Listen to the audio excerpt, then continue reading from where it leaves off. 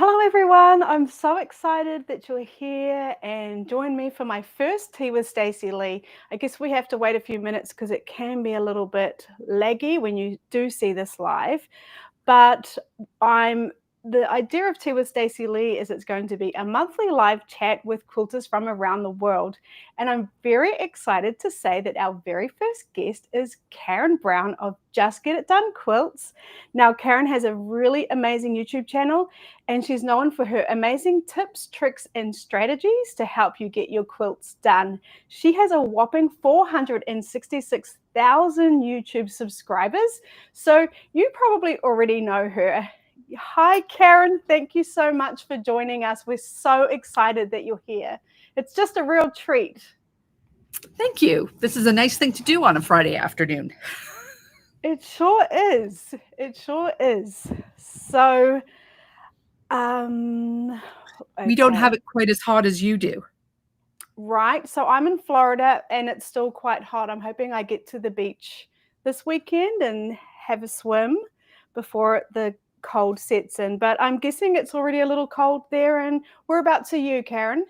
I'm in Toronto, so it's a little bit cold, a little bit chilly in the evening. We're supposed to get but it's still quite beautiful.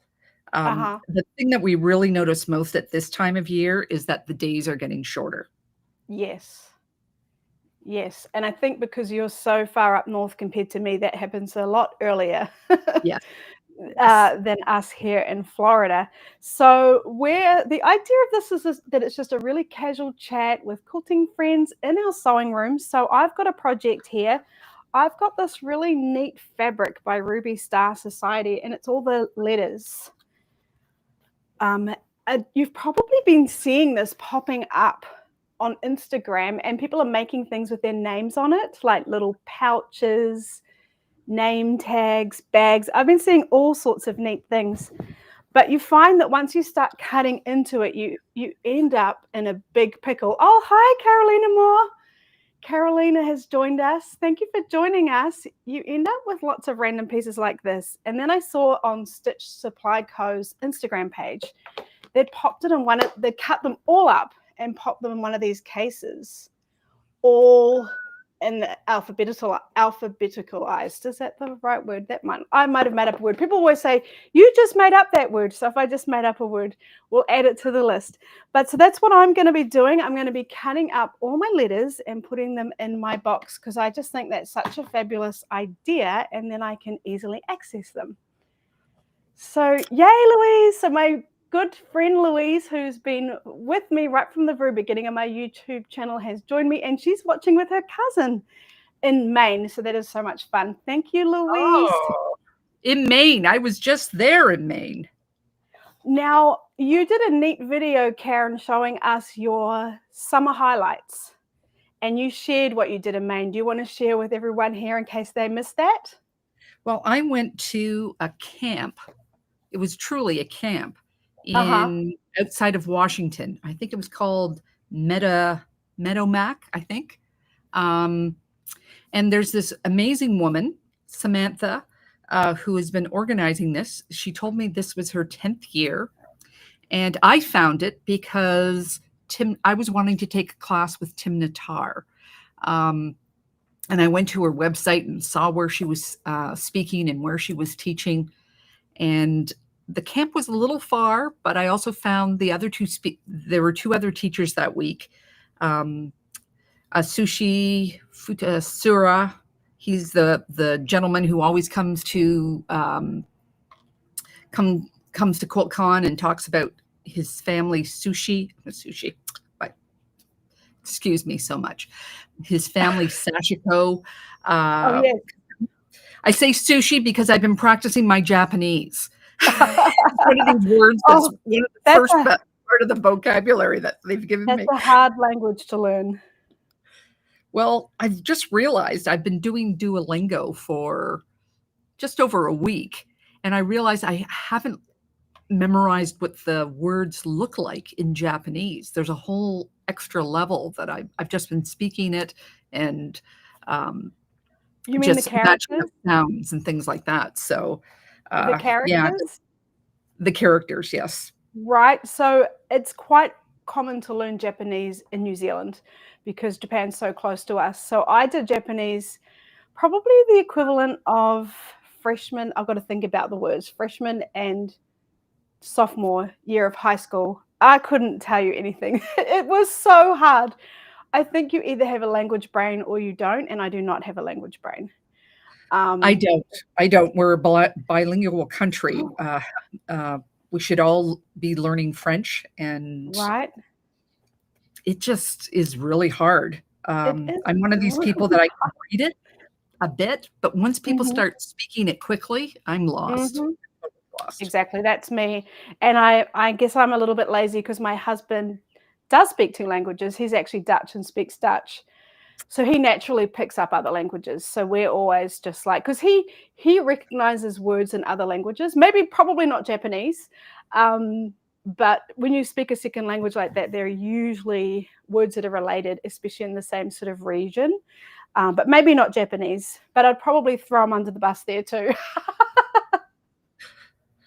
Well, Holland and the So Netherlands have become my new favorite place.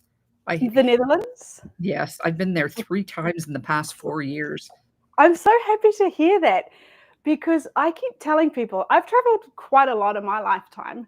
My husband is Dutch, but I keep telling people the Netherlands is the most underrated country in Europe. So do you agree, Karen? I know you've been to a Oh, lot of places in Europe. definitely, definitely, Yeah. and there's a really, up and coming quilting, um, community there too. Oh, really? I Yes. wonder if there's a nice show to go to. You know, Carolina Moore just popped in to say hello. She's also Dutch. She speaks Dutch. She says it's easier to pick up a second language when you're young. Yes, that is true, Carolina.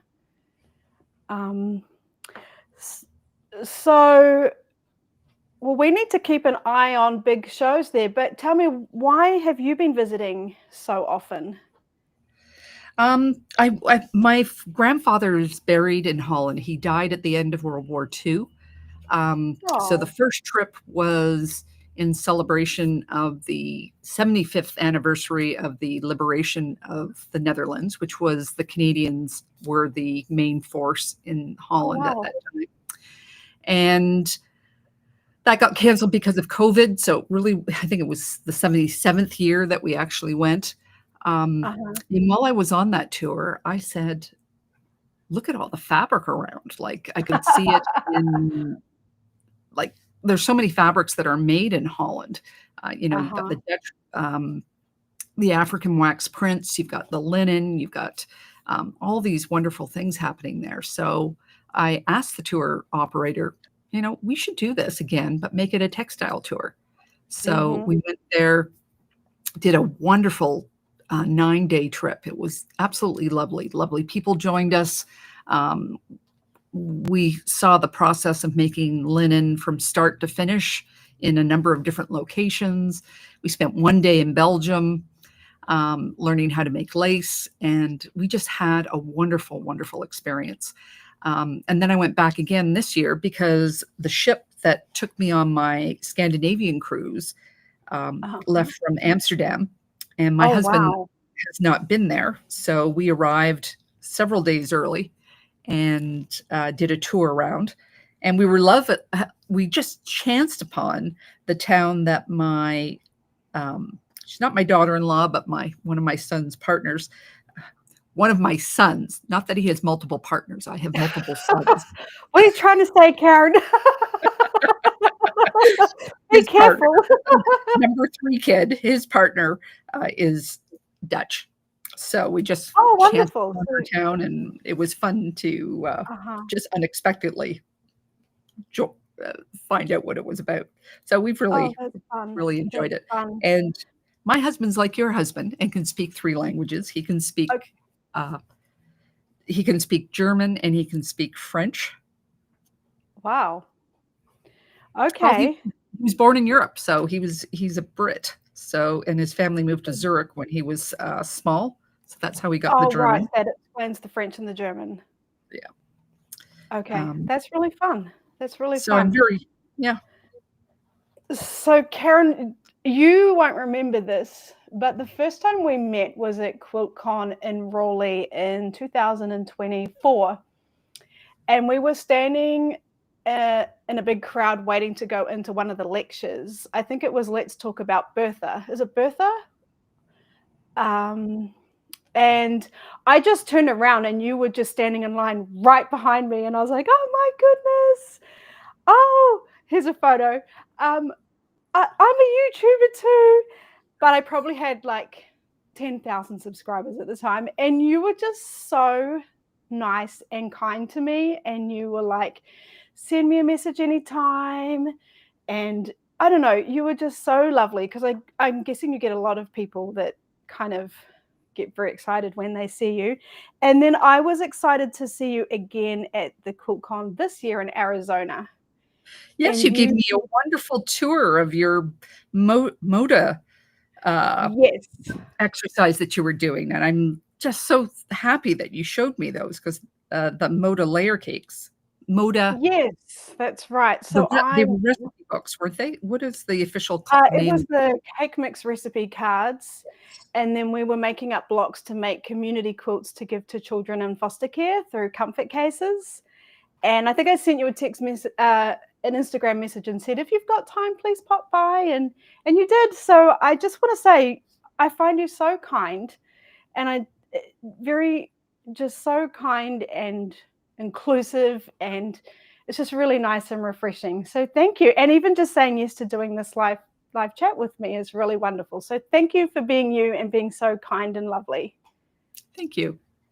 Thank you. We've got Marlene saying hello from Kentucky. Hope this will replay on YouTube. Yes, it will. You can watch this later. It's wonderful. I think quilting and quilters are different from a lot of other makers. In our core, I think there's a lot of giving involved. Yes. There are people that just go off on their own and just make what they're doing. But I think in general, quilters are very giving. They may start off making quilts for their family, but even then we're making things for others that we're going to envelop in our love and basically arm them. Like it's a shield almost that we're making for them to protect them and keep them safe. Yes, and you're right. I just think it's a wonderful community. I'm never ever lonely when I go to a quilting event, because it's just so easy. And I'm not an extrovert really. And it's just so easy to talk to people. So standing in line at a lecture at QuiltCon, I would not necessarily talk to the person in front of me in a grocery store or waiting for. But at QuiltCon, I have no problem doing that, because I know you don't. Because people like me run up to you. Hey! No, that's so lovely. Someone's asking, which is your favorite QuiltCon? How would you answer that, Karen? Oh, that's an interesting one. There's good things that have happened at all of them. And I'm a person who believes in silver linings. So it's not always out of discomfort can come some really amazing things. Like the first QuiltCon. I wouldn't actually say the QuiltCon itself was my favorite, but I have a really good friend from a bad incident that happened at the beginning when our plane was canceled and we didn't make it. Oh no. She's a very kind and generous friend, and I got together with her last week. We do that a couple of times a year. We see each other, and that's so nice. So you were both at the same airport or something? Sorry? You were both stuck at the same airport or something? We were both stuck. There was our plane that we were supposed to be on first thing in the morning that we had booked like months and months and months in advance. We were not last minute bookers. Had some problem with it, and the flight was canceled, and we had to be rebooked. And that wouldn't have been a problem, but then a great big fog descended upon the East Coast and up through where we were. So no plane could leave until after 1 o'clock that day. And by the time we got there, our connection in Washington had passed. Yes, And I know the feeling. my friend, my new friend, a friend that I didn't know that morning, she was just holding back tears, and it turned out she had won a major prize, and she was missing the show and missing the award ceremony. Oh no. So I felt so bad for her. We tried, I was looking up all sorts of different ways, like, let's just get a car and we'll drive. I'll drive through the night so we can get there. And there was just no way to get out. So when I got to QuiltCon, this is the wonderful thing about QuiltCon. You think of another situation and you probably would have got, no, it's too complicated. But I asked Amanda, I forget what her official title at QuiltCon is. I was going, do you think we could get Jackie, who was the president or chairman at the time, do you think we could get her and we could do another ceremony just in front of her quilt, just for her? And they all said yes. They all said yes, no problem. So I just called everybody that I knew and said, be here for 12 o'clock. And we managed to surprise Susan. She didn't know it was happening. And she was able to have her moment, which I am just so thankful. Like I kept saying, this is the Academy Awards of quilting here. Right. But that just shows how sweet and thoughtful you are to have thought of that. And for someone you just met. Really sweet. Well, now, I'm not a very good host. I forgot to ask what you're making there. What you're working on. I am sewing on a label for Quilts for Survivors. This is a quilt. It's run by, I don't know if you know, her name is Vanessa Grenier out of Timmins, Ontario, far north. And we are all trying to make a quilt for all the survivors of the residential school system. Sometimes it goes to the family members. Sometimes it goes to maybe a parent or something, but more than likely it was multi-generational and both parent and child were part of the system. But it's a small thing. I don't know if it's small. I know exactly what you're talking about. It's a wonderful charity, and I think they do a lot of work. They do a lot of work. A lot of people are behind her. Vanessa is just an amazing woman, and she has family helping her. She has her community helping her. And at the end of this month, Canada has a day called Day of Truth and Reconciliation. So I'm trying to get these done before then, so people will have them for that day. Oh, well, that's so nice. That's a wonderful cause. And I did see that on Quilter on Fire's podcast. I listened to it rather, all about the story. And then I went on, and I think you even helped host a retreat there. Am I right? Yes. Last year I was I wouldn't call myself a keynote speaker. Let's just say I'm the quilter, the headline quilter, because everybody arrived. And they just sat down and started making quilts. Like, it was incredible how the group just dug in. And I'm like, oh, they don't really want to listen to me. They want to be working away. So I had to change how I was going to help. So I walked around and helped a lot of people with color. Because there were some panels, and there's panels and donated fabric. So how do we together? And some people made some absolutely stunning quilts. They really, really did well. And some people brought quilts with them. They do have a long arm machine now, so that they can actually quilt. I saw that. Yeah, it's quite the little production they've got there. They're very self-sufficient. Like, they get all the donations, and then there's different people doing all the parts, and it's incredible. It's incredible what they're doing there. Yeah, I was very impressed and inspired. And yeah, I'm just happy. I finally got my, you know how you have to have your quilt and your label and your address and all these things in line for things to happen. I think I finally have all the ducks in line for these to go Oh, out the you've door. got them already. Oh, that's so good. Now, we did have a question from Cindy in California, and she Okay. wanted to know if you plan on visiting California anytime soon. No, no. I've got a fairly busy, I can't believe how much I have booked for 2027 already. But right at the moment, the US is a crazy place. Uh-huh. Especially for foreigners. And there's a lot of us who are just not trying to wake the bear. Right. Okay. So, no, quite seriously, when people go across the border now, people are checking in that you're okay, that you got across the border and everything's okay.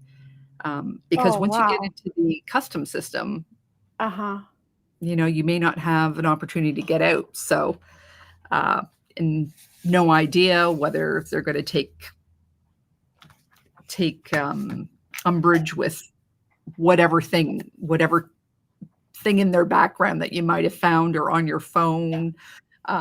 Oh, That oh, could be wow. challenging. I've not So, heard that, but I guess I've not tried to leave the country. I guess I did at Christmas time, but we went to Amsterdam. We went to Holland. We didn't have a problem, but yeah, that doesn't sound good. yeah. So when people can get shipped off to Uganda without your family knowing, it's pretty darn scary.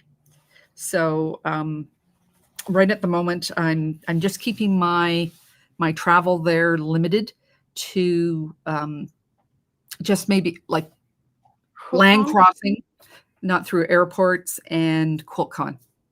QuiltCon, Okay. right? Yeah. Okay. Well, we have another question. So we're going to have some quick fire questions coming soon, but we just have one more question from Michelle in Canada.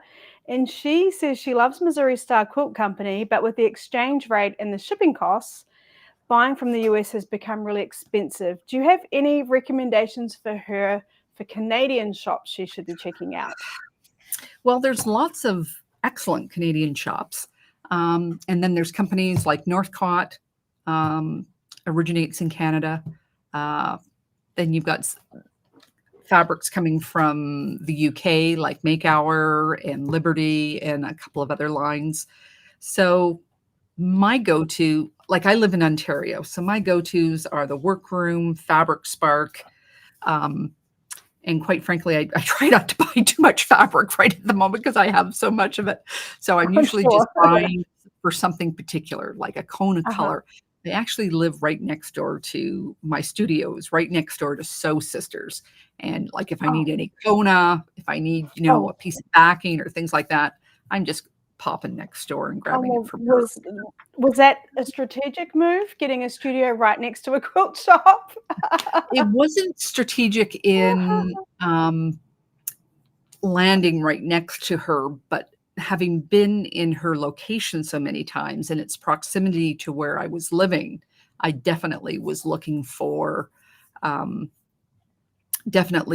something close. And this is actually our ideal. Like if this place, when we got it, just checked every box that we had. So we've been Okay. here 4 years now. Really, really Oh, enjoy it. wow. Really? It does. What? 4 years? It feels like shorter Actually, to me. 20, 21, 22, 23, 24. No, I'm in my 6th year. Oh, Sorry. wow. Okay, that shows how. Oh my gosh.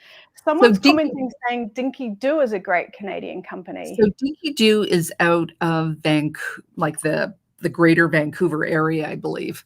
And Uh-huh. so it's great. She brings in a lot of fabric, even in bolts. But that doesn't necessarily make sense when we're on this side of the country. So I know she stocks a lot Gotcha. of Moda and those things, but all the Gotcha. tariffs and costs and everything are kind of up in the air right at the moment. So it's Right. tricky. And do Go you ahead. have any big box stores in Canada? Like, We don't have any for fabric. We have okay. a fabric store called Fabricland, but every store can have a remarkably different selection of fabric. It Right. Okay. and they like to work Interesting. on a subscription basis as well. Okay. And I think where their angle in the business is they're buying a lot of ends and Mhm. secondary fabrics. So that's the type of fabric that they have, and that's the type of fabric that people like to buy, right? We're always looking for the least expensive. Okay. But it could be Yeah. expensive shipping it if you're on the other side of Well, Canada. Fabricland doesn't have an online, it's just a walk-in store. Oh, right, but there's a lot of them. Yeah. Okay. Okay. I There are a lot, and there's a lot more than you think there are too. You just need to get online and keep looking.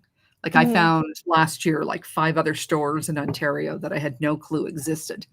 And mainly I think it's because they were brick and mortar stores before, and it's just taken them time to become an online presence. Right. Yeah, I mean, there's a lot to it, and it's Yeah, a lot of it's not upkeep, straightforward. right? Yeah. People don't realize that online shops, there's a lot of work to that too. Well, you think of Getting every fabric that has to go online. You have uh-huh. to do the picture, you've got to do a description, you've got to write a Mhm. title, who is it by, those connections all have to be there.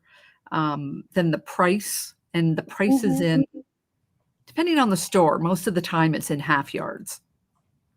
Yeah. And And then you then have to it's keep just it. always rotating and Yeah, new stuff's coming in and the other stuff sells out and it doesn't ever come back, so it's a lot of work. yeah. A lot of work. A lot of work. So just for fun, I wanted to do like a lightning round with you and just ask you like it's which one would you prefer? So Okay. well, the first one is we're gonna pins or no pins? Making blocks, no pins. When I Okay, assemble the top, I use pins. okay. Press seams Oh, open or to the side? to the side. Binding by hand or by machine? That's also a two. I bind by hand if it's going to somebody I know, and I bind by machine when I'm making my baby quilts and charity quilts. Okay. Pre-wash or no pre-wash? I am sneaking into the pre-wash.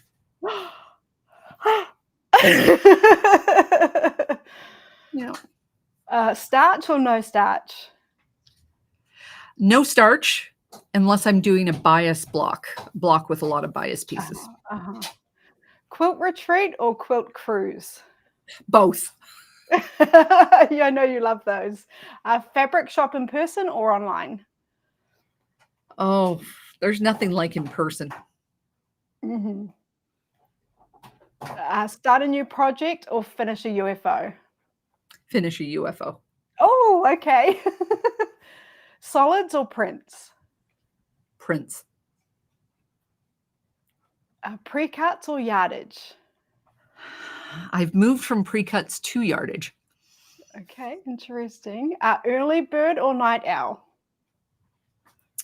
I'm neither. I'm naturally a night owl, but I find if I sew at night, I don't get to sleep. Like when let's say I stop at 12:30 or 1 o'clock, I don't get to sleep until 3 o'clock or four. Like my brain Uh, is just Wired. going. Yeah, Beach or mountains? mountains, Tea or coffee? coffee, Sweet snack or salty snack? oh, can't we choose both? I'm a salted caramel person. Oh, yeah, me too. Cats or dogs? I am a cat person that owns a dog. Okay, me too. Me too. I love cats, but we have a dog. I do love him too, but I'm a cat person. Well, thank you. That was just for a little bit of fun to um, see which things you preferred. Now, I did want to ask you about your upcoming 2026 Declutter Challenge. What is Okay. that all about? Well, we've been doing it now since 2021. The first year it was just done as a blog, but since 22, we've done it as a video, a daily video as well. And the funny thing about decluttering is you just need to keep doing it. We live in a time when we all have way too much stuff, and it's amazing how it sneaks in. Just even this past week, I'm looking at, oh my God, look at all this stuff that's come in. I don't know what you're talking about. Yes, I'm very guilty of that. And some things we just, like, it's like an onion that you're peeling. Like every time you take away an outside layer, there's something else inside. So I find even now, there's things that I've said, yes, I'm keeping, yes, I'm keeping. But now that I don't have the other extra stuff around it, there's nothing for me to buffer that question with. So I'm now having to face things that I haven't want to face since I began, and just really look at them and say, am I ever really going to make this? Like, why am I keeping it? And it's real. I find it very hard to donate fabric. I can donate scissors, I can donate tools and things like that, but fabric, for some reason, I think it's a personal challenge that I must use it all. And I don't want to let any of it go. But then I realize I'm never going to use this. Like, I don't work in black and white. I just don't do black and white. So why do I have so many black and white fabrics? Right. I'm the same. It's very hard to part with, even though maybe you're not drawn to it anymore. It's like, oh, I might need it, or someone might love that I might need to make a project for, or yeah, I think they call those kinds of people hoarders, but okay. Well, there's also the phenomena of out of sight, out of mind. So there's many people that have their fabric in Tupperware containers, and they have it stacked, and they're just never going to be able to consume all that before they die. We still have a limited time on this earth. We haven't managed to cure that. So how much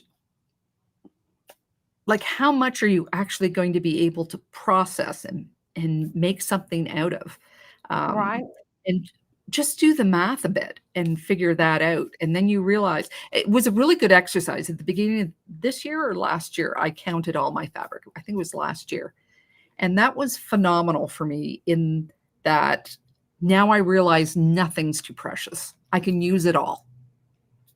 That would be interesting. Can you share with us how much fabric you have? Oh, I had enough for over 10 years. It was in the thousands of yards that I had. Wow. Like, I'm not sure if it was over, somehow 1,500 is ringing a bell, but I honestly do not remember. But I just found that, like right now, like if I have a yard and a half of something and I can use that for the back of a baby quilt, I'll use it. You know, where before I was thinking, oh, no, I must keep that special. That to go with this over here or something. Yes. And I think I'm guilty of that. I'll be like, oh no, I'm saving that, and then I'll buy more fabric for the backing. Right? Rather than using what I have in my stash. Are you saying I should try and just use what's in my stash? Well, it's amazing how much more still comes in. Like, even if you say, okay, I'm just going to use my stash. You know, I found some beautiful African wax prints that I never had before. So I have a whole new category that I'm collecting. And I'm using it for garments that I'm making. Just in the last couple of months, I've taken up sashiko. So there's all those supplies related to sashiko. Yes, new collections. And something within the African prints, there's a specific type called shui shui. And I realized, you know what? I'm not collecting this. I just bought some for another skirt, but when it's gone, this is not a collection. I'm not making another bucket. I'm not doing another file. When it's gone, the rest of it will go with my scraps, and it'll be used up with my scraps. Yeah.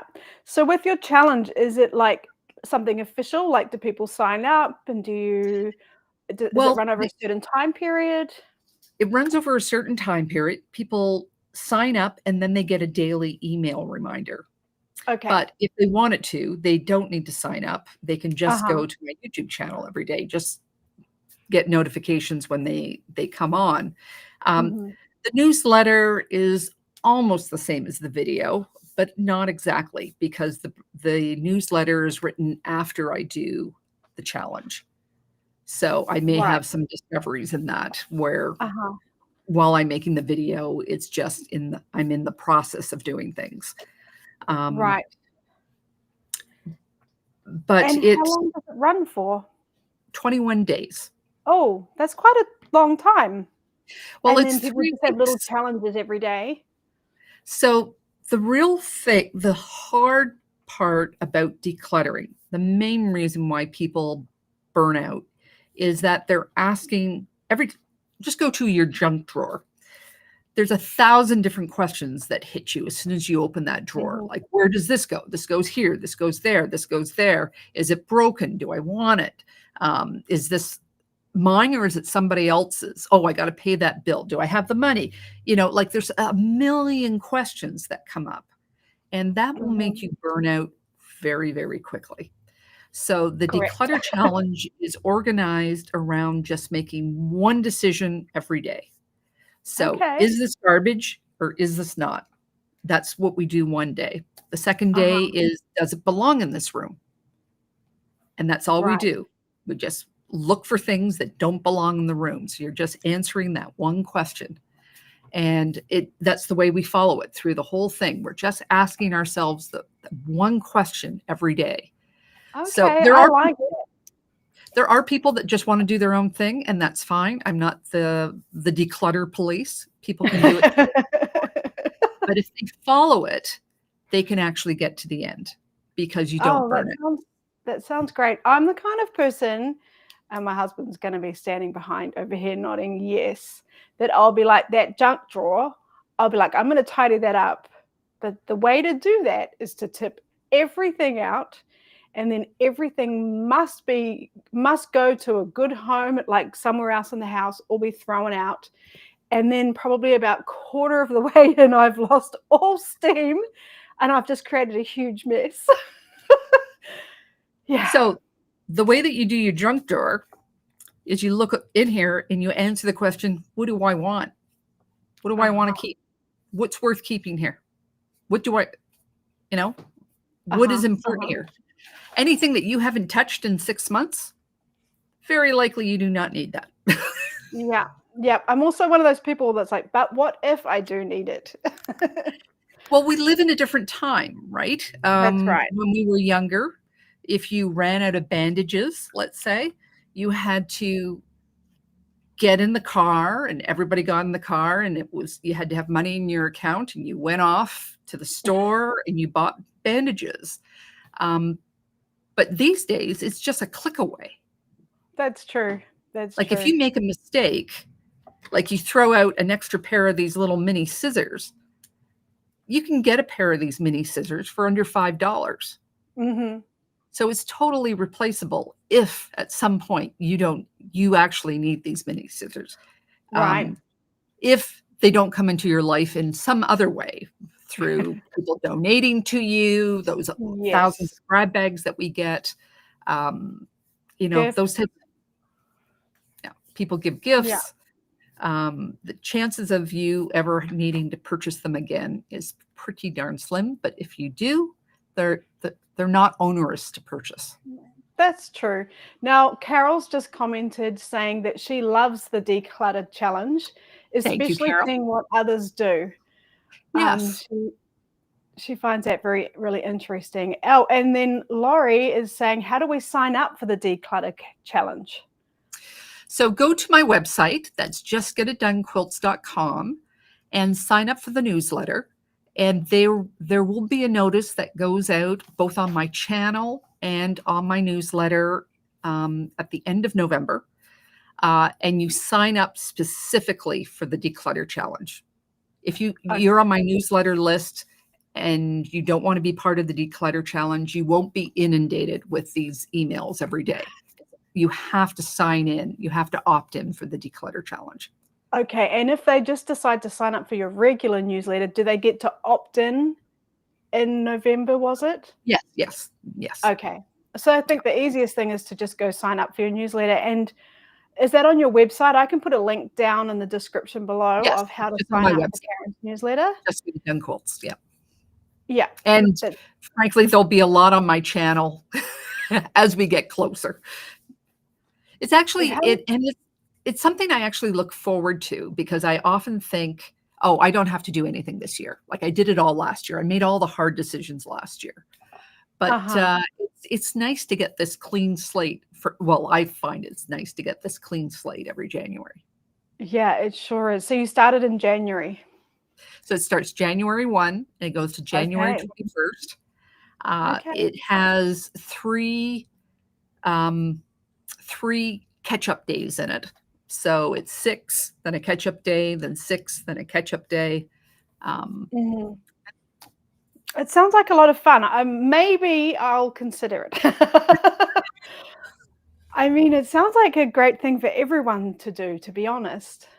Well, there's some people that don't make it to the end, and some people that take 3 months to do it, or some people that something intervenes and they can't do it right then, but they can always go back to it, right? So there's no pressure for you to do it in 21 days. If you can only do it on the weekends, you can only do it on the weekends. That's your lifestyle. So we try very hard to make sure that people don't feel the pressure that you must do it this way today, right now, or you lose. Okay, that sounds really nice and flexible, and just working with how people want to get that done. And I can hear rattling.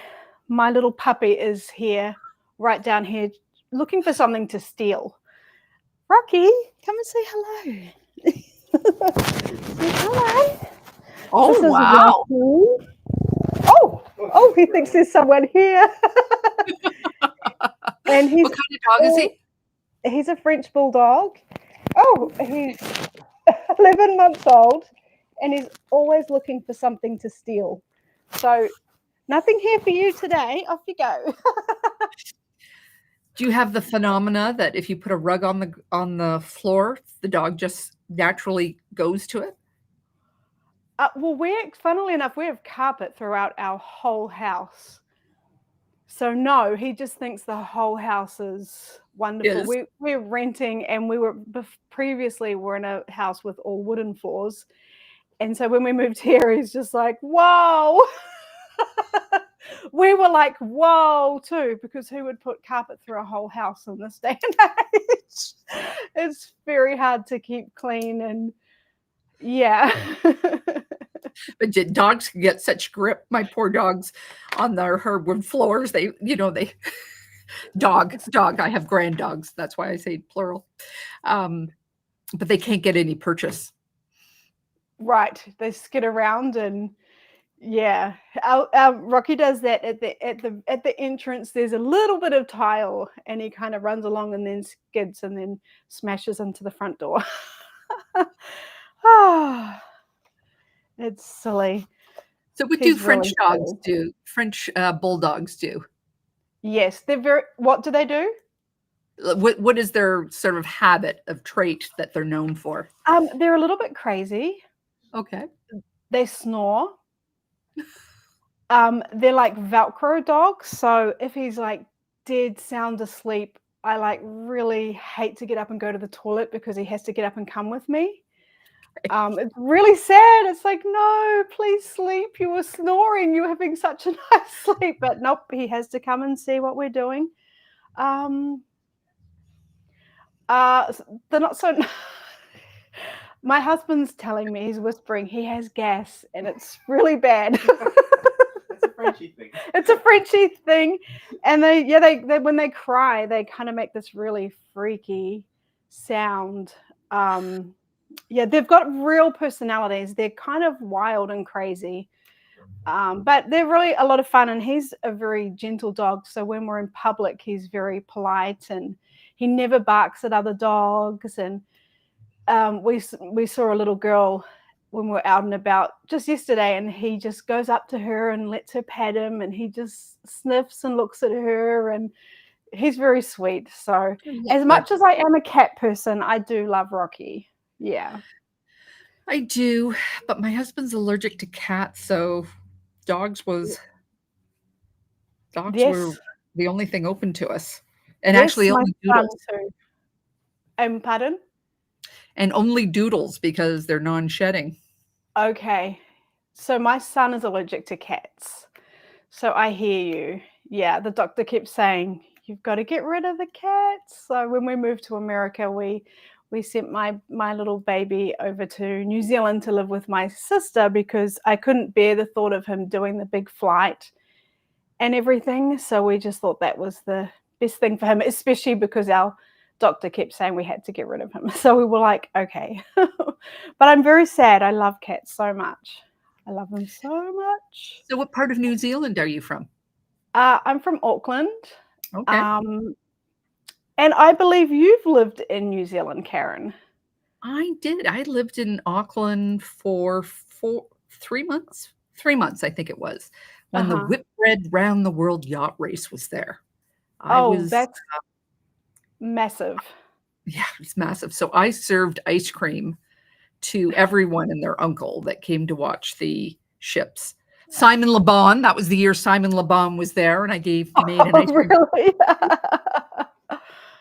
Oh, that is so funny. That's wild. So I'm from Auckland too, not like central Auckland. The last place we lived at was in Howick. I don't know if you ever went there, but it's one of the first little villages where settlers came to New Zealand, actually. So we had a really neat little village you could visit, and on weekends volunteers would dress up and reenact what they would do back in the day, how they'd make butter and all the different things. It was a lot of fun.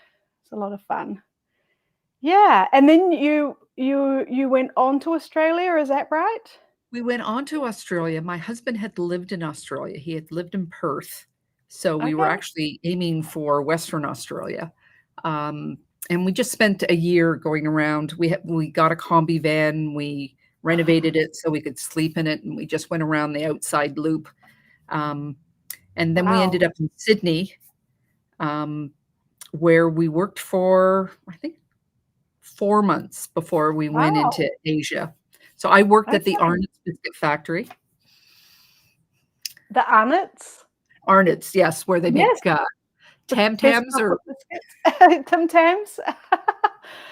Oh, that is so funny. Well, you sure did see Australia. That's awesome. I've never done that. So we actually lived in Sydney, Australia for 9 years. So we love Sydney. That's our home. If we ever have to go home, we'd be going home to Sydney, Australia. Okay. Whereabouts did you live in Sydney? We lived in the Sutherland Shire. Okay. Gymea Bay, pardon? Cronulla Beach. You're about 10 minutes from Cronulla Beach. Okay. And I don't know if you've seen, but there's this funny reel going around where it's an Australian guy and an American guy, and the Australian guy goes, "G'day, mate," and then the American's like, "Oh, are you Australian?" And he's like, "Yeah, mate." And he's like, "Can you say no?" And he's like, "No." And then it's so funny, like people start recording him saying no, no. Anyway, it's very funny. Apparently the way Australians say no is very funny to Americans. And then my daughter in college has kids coming up to her asking her to say no because of this funny reel that's going around. Because she has an Australian accent, because she was 4 when we moved there. So her whole childhood was the bulk of her childhood was in Australia. Right. And quilting is huge in Australia. It is, but it's expensive even back then. Yeah. So expensive. The fabric was so expensive. So when I first started my channel, it was really funny because I'd quilted for 10 years with one ruler. It wasn't until I moved to America that I got all the rulers and all the things. I literally had one mat, one ruler, and one rotary cutter, and fabric as I needed it. I would not have needed to do your de-stash, your declutter. because yeah, I was The fabric that's made on your side of on the Korea, Japan, etc., uh-huh, gets shipped to the States and then gets shipped back to Australia, which I right. find crazy. It is crazy because Japan's just like in our backyard, really, on the scheme of things, to bring it all the way around and back again. But yeah, so it's kind of nice for me to be here and have access to everything because I really didn't, especially being a young mum trying to quilt. So, oh, Well, and you've moved to the right state as well, because Florida has thousands of quilters in it. right, yeah, it's wonderful. I feel very blessed to be in a country where they support quilting so much. Like, I feel like it really is a quilting country. I don't quite know that I would have done so well with my YouTube channel and everything if I was still in Australia, because most of my audience is American. Is most of your audience American? Yes, and I think for me, the demographic has really broken down into like 65% of the world's quilters are in the US, and Right. about Yeah. 65% of those are in Texas. Right. That sounds exactly right. Their quilting is huge Oh, in Texas, and of course they support it all the way around, right? They've got I believe Moda's in Texas. yes. Um, the big quilt shows are in Texas. Um, Yes. what do you call it? You've got a quilt museum there. It's just not random people. Like there's a whole network. Right. Yeah, there's a lot going on in Texas. There's Stitch in Heaven, where I actually host my retreat that I do every year in Texas. Okay. And that's like a purpose-built retreat center. There's a lot going on in Texas. It really is a quilter's dream. And you do a lot of cruises. Do you do retreats like on land, or you just stick to the cruises? I participate in retreats on land, but I do not headline them. I don't Okay. organize them. Uh-huh. And when it comes to the cruises, it's also nice because I have two travel agents, and they deal with all the logistics and the travel arrangements and things like that. I don't have to Uh-huh. worry about any of that. I have to Okay. worry about the class, and making sure that we have all the tools, and I work with the sewing machine people to make sure that we have sewing machines and that they're in good shape. Um, Next year for Japan, we're actually not sewing. We're sewing by machine. We're sewing by hand. We're learning bujagi. That's what the class is on. It's kind of similar to my trip that I did to Hawaii, where I highlighted Hawaiian quilting. Wow. Okay, you get around.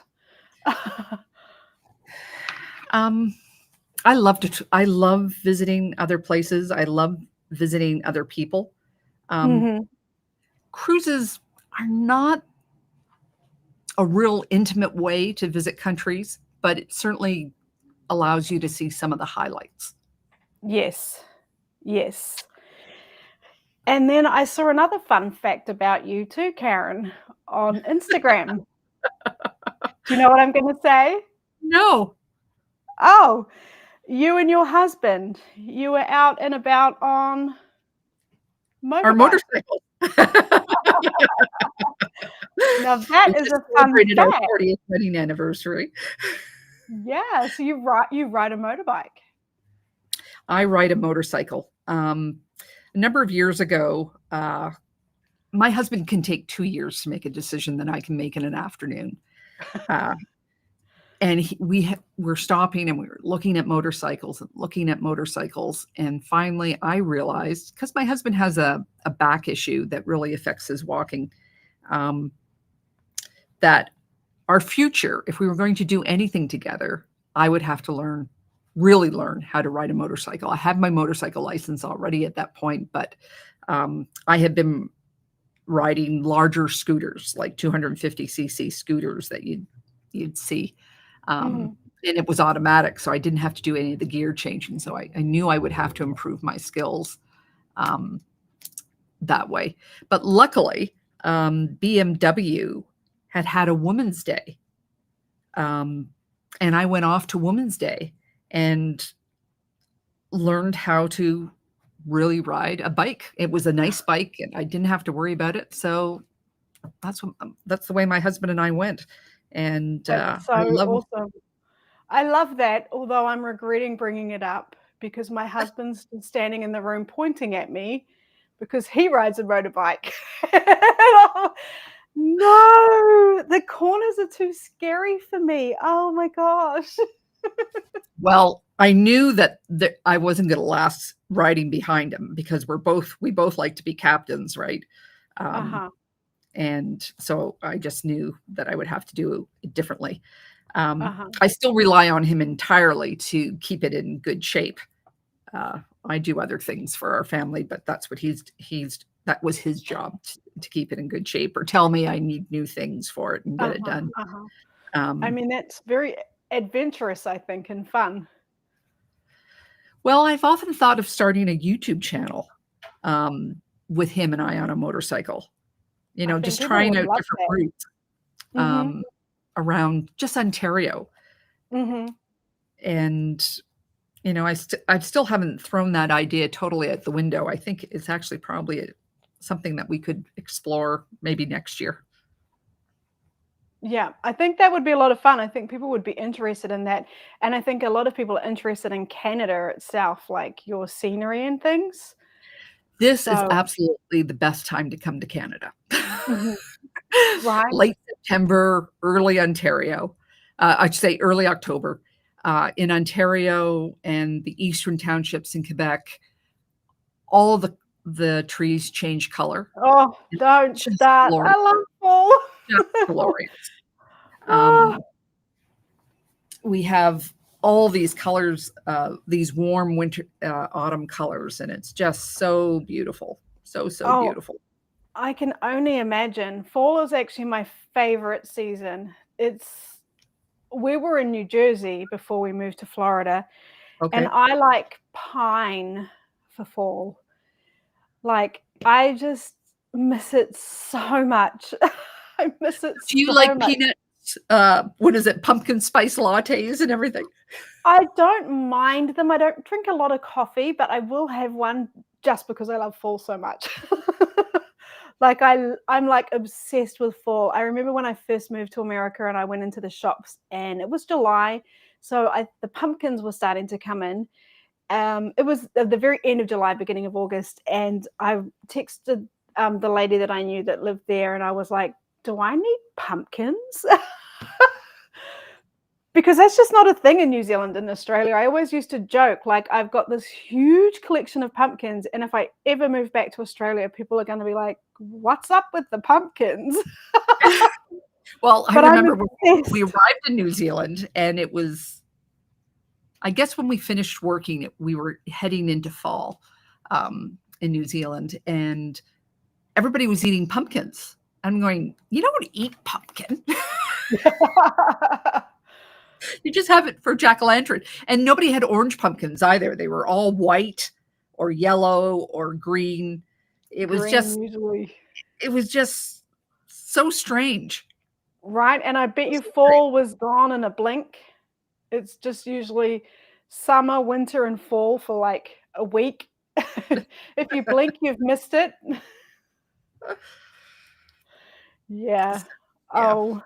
It's well, amazing. That sounds lovely. That sounds like a nice place to go for fall. And we have our Thanksgiving earlier than you do in the States. I've got a good friend who lived in Canada for like 30 years. She moved back to America, but she just got citizenship because all her kids still live in Canada. She's got 4 kids that still live in Canada. And so it was really fun to go and celebrate Thanksgiving with her early. Yeah. So, well, it's funny. I didn't realize probably until about 15 years ago that because your Thanksgiving is so close to Christmas, Christmas is a different holiday than we have here too. Right.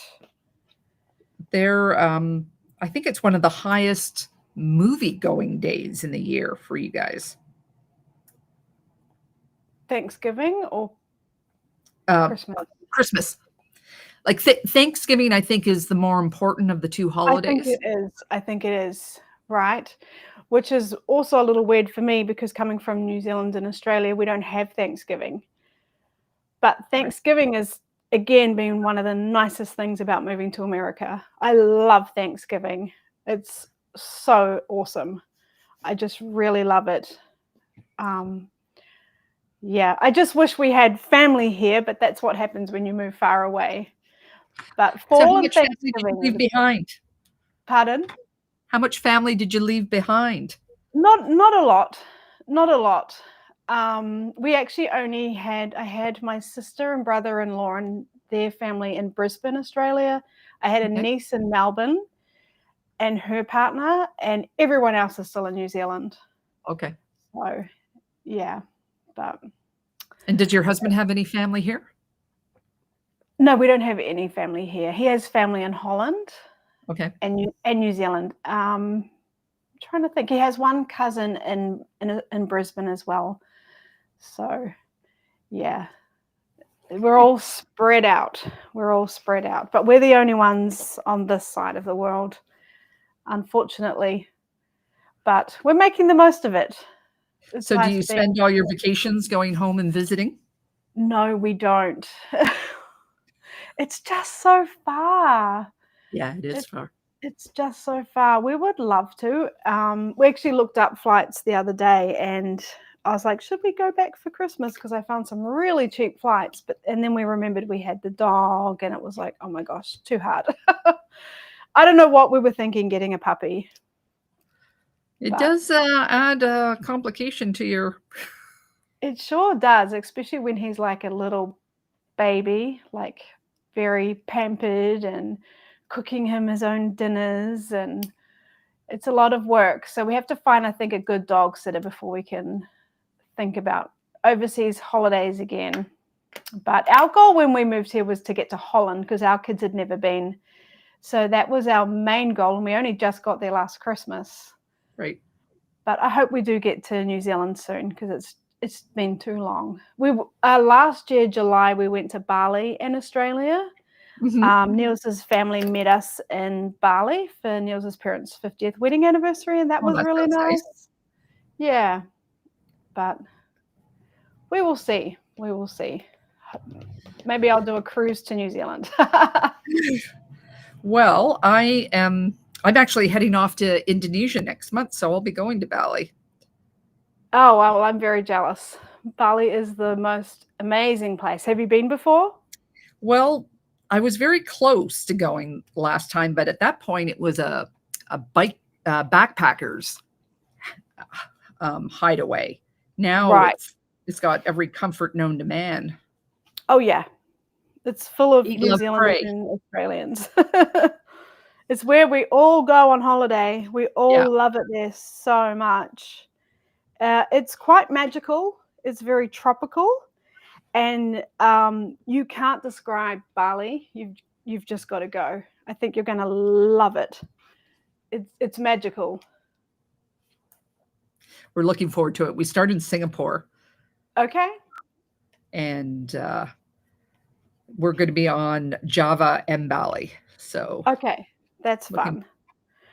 So my husband is actually part Indonesian as well. So he's Dutch Indonesian. So that's the Bali connection too, well, the Indonesian connection. Most people go to Bali. It's like the biggest sort of tourist destination. Yeah. Well, Karen, I don't know if you're going to believe this, but it's been over an hour. Over an hour. We could talk for another hour, couldn't we? Right.